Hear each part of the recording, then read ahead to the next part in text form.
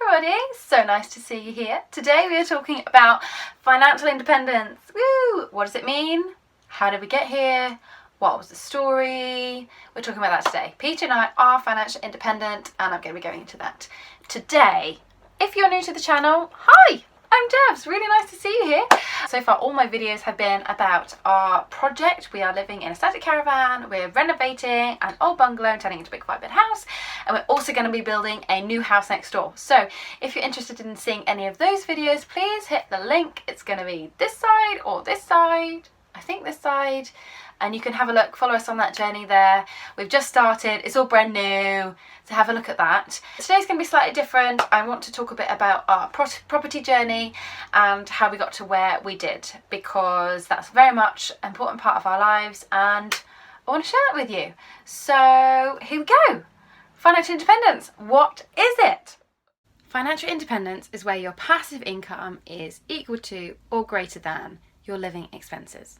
So passive income is income that keeps coming into your account even if you're not working on it, even if you haven't looked at it for however long, the money keeps coming in. You put time and money in and then you get paid month after month after month after month. Whereas active income is where you put your time in, like in a job, and then you get paid back for your time. As soon as you stop working, you stop getting paid. So that is active income.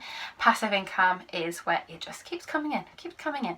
So our passive income is higher than our living expenses. So we worked out our kind of minimum living expenses was about £1,800 a month. That's how much we needed to pay for our mortgage, all our bills, council tax, food, shopping, all of that. Our bare minimum was £1,700 a month, and now we are significantly over that figure now. So we are definitely financially free, financially independent, and we never have to go to work again, ever again, in our whole lives if we don't want to. So the reason we got into it in the first place was Peter, it was always on his mind. He didn't want to just have a job and just feel like he was stuck in his hamster wheel, just going round and round.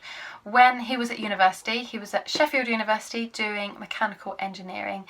It was in his fourth year, final year, and he was applying for jobs, and he just kept saying to me over and over again, he's like, this is a death sentence, this is a death sentence.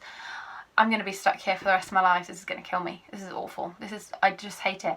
And I was panicking because I thought, oh my gosh, I've married a bum, and what am I going to do? I'm going to have to pay for him while he sits in coffee shops, like writing poetry or something. I was like, I didn't realise I had married this guy until now. And then suddenly here he is. And I was like, oh no. And I was really stressed out. So kind of we weren't both on the same page to begin with. But what happened was Pete did a business module as part of his degree. And we ended up going to Waterstones and having a look at some of the business books, because there was some on his like reading list, the business canvas model. If you're interested, very good, that's what we read. Pete saw this book called Rich Dad, Poor Dad by Robert Kiyosaki. Now, I'll probably do a whole video on that because that book has literally changed our lives completely. But he saw this book and he was like, I just feel like we need to buy this. I just feel like we do. And I was like, no, look, it's this big purple book. It's got his face on the front.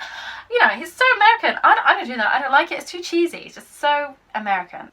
Pete kept on saying, I just feel like it's the right one. I feel like we need to buy it. And I said, fine, let's just buy it. It was only like £8 or something. So we bought it. We started reading it on the bus on the way home. And it literally opened my eyes, changed how I saw everything.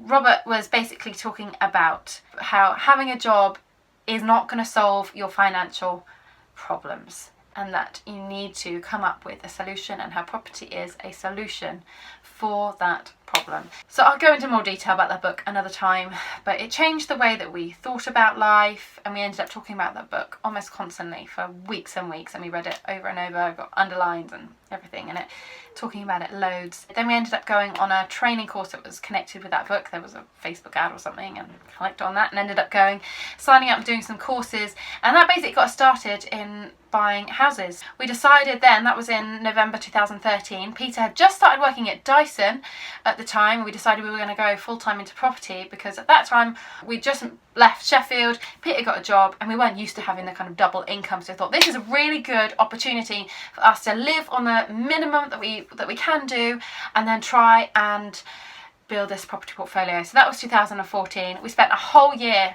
with nothing, not buying anything, zero. People would be like, oh, Debs, oh, so nice to meet you. What do you do? And you're like, oh, I'm a property investor. Oh, that's so interesting. How many houses do you have? I'm like, none. And that's a really hard time because so much of your identity is caught up in what you do, and you do care. Oh, I did care, and I found that really difficult, and it was a really difficult year doing something that I felt completely unqualified for, that I wasn't capable for. And yeah, it was really difficult. We ended up looking at loads of different cities all over the country just in order to figure out where exactly we're going to focus our attention, and we decided on Liverpool because Liverpool has the stock of houses that we wanted, which was 2 or 3 bed Victorian terraces. So that's why we stuck with Liverpool. Love the people, love Liverpool, it's such a great city. We ended up pulling out of a couple of houses because, well, I was just terrified. I was just out of my mind. I didn't know what I was doing. I felt completely out of my depth. But eventually we did finally purchase a property, and that was the 1st of February 2015. It was a 3-bedroom student house, which we turned into a 4-bed because you turned the reception room into a bedroom. It needed everything doing to it. There was dry rot, there was no central heating.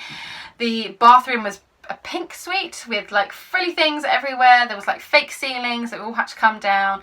The whole thing had to be gutted, pulled down all the plaster, right back to brick, replastered everything, new kitchen, new bathroom, flooring, damp proof course. Everything that was there was double glazing, so we kept that. But everything else was completely taken out, and we did it again. Started from scratch with that house, and that was such a good property. I'm so grateful for it now. At the time, I thought it was bad. I thought it wasn't very good. Oh no, this is the wrong one. But it was really good. I'm really glad that we went ahead with that one. That was our first house, and then over the following 3-4 years, we bought a whole load of buy-to-lets. We bought some more student houses, and we bought 1 HMO. So now we have a total of 11 properties, which all contribute to our passive income. We're going to keep growing, keep the business going, keep developing ourselves. That's been our property journey so far. I took 18 months out when Ezra was born, although there were still emails and stuff to do. When Ezra was a week old, we had a massive renovation going on. There are pros and cons to doing this kind of thing. That was definitely hard, really, really hard doing all that.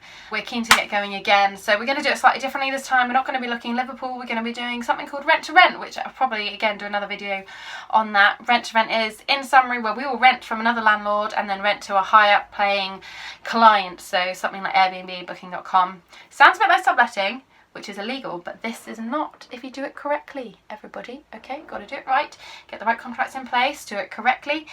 So we're going to be doing that, which means we don't have to do it in Liverpool, which means we don't have to drive. I was driving to Liverpool every fortnight, and I was staying for 3-4 days every fortnight. It was a really hard couple of years doing that. It's a big commitment. I think if you do want to be financially independent, it's hard work. That's us at the moment. We're also doing a course with this guy called Samuel Leeds. He has got loads of YouTube videos. If you're interested in becoming financially independent, definitely check him out because it's super helpful. I'll link his site down below so you can have a look at that. But we're doing some training with him because we just wanted a bit more support when we were doing our properties, the last 5 years. It's been really good, but we felt so isolated because none of our friends were doing what we were doing. I'm not really sure they even knew why we were doing what we were doing, and it just felt very isolating. So we really wanted to do more within a community of people who really understood what we were doing. So we've decided to do a program with him, and also to give us a real kick up the bum and just get started again. We really want to pick up the pace, get going again. Ezra's going into nursery in the mornings, so I'm going to have much more time again, which is going to be really exciting to get on with the business stuff. So that is our property journey. I will be doing some case studies about some of the properties that we've done, some of the good juicy deals, just so you can see the kind of things that we've done. Maybe show you some photos, what it looked like before, looked like after, that kind of thing. And and then I'll be talking a bit more about rent to rent. But it's going to be more videos coming. As I said, we've got stuff on the caravan living, stuff on the renovation, stuff on the build, and now I'm starting to talk about some of the property stuff. So I hope you really enjoyed this video. It's been fun to make, fun to remember all the stuff from before. Please hit subscribe if you'd like to join us on the journey. It's just lovely to have these little subscribers. Little number keeps going up. I'm on 50 now. It's so exciting. It's really fun having you on this journey. Have a lovely day, folks. See you soon. Bye.